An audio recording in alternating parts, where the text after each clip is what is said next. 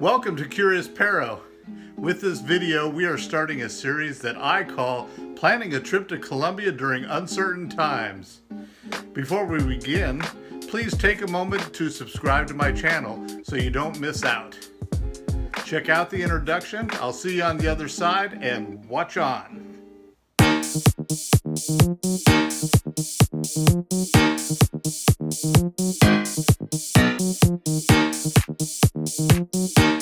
Before we get started planning for the next trip to Colombia, let me show you a little bit about the trips I have taken. It's a wonderful country. We'll start over here. I have a map of Colombia up on my wall.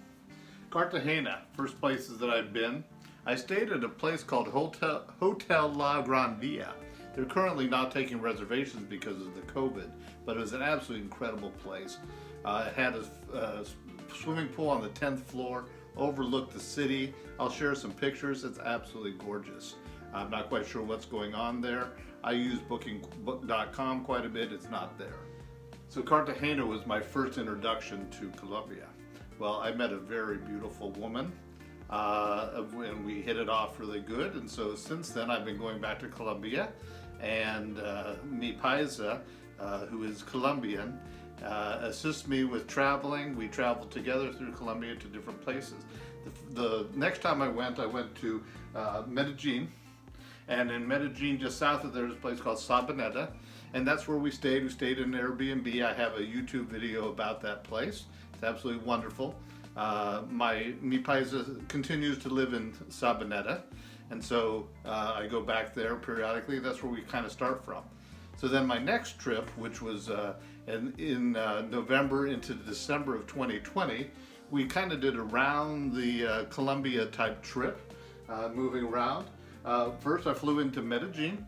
We stayed there for a few days, and then we flew up to an area very high up in Colombia, almost at the very peak, called Rio Hacha. That's where we flew into. We actually flew from Medellin to Bogota up to Rio Hacha. We stayed at a place called Guaida. It was a very remote and absolutely gorgeous setup. It had a hotel and some rancherias. We stayed at the rancherias. I have a video about Guaida as well. You should check that out on my YouTube channel. Then after that, we came back. We spent a few days in Sabaneta. And then via, again, Bogota, we went up to, or over to, San Andres. San Andres is an island. There's another island called Provincia. I think that's the correct way to pronounce it. They're right adjacent to each other. This little island set had been in the hands of Nicaragua, had been independent, and finally became part of Colombia. Very interesting place. The people there, a lot of them speak English. They have Creole accents. It sounded like I was in Jamaica, at least that's how I thought of it. It was absolutely incredible, the beauty, and I'll share again some pictures. There we stayed at a place called the Cameron. It was the aquarium.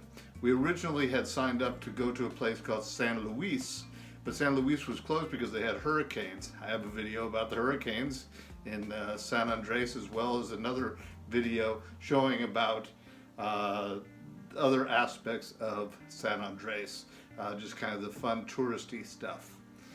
Then we came back and we went back to Bogota, spent the night, and then we flew into the coffee region, which is right in this area.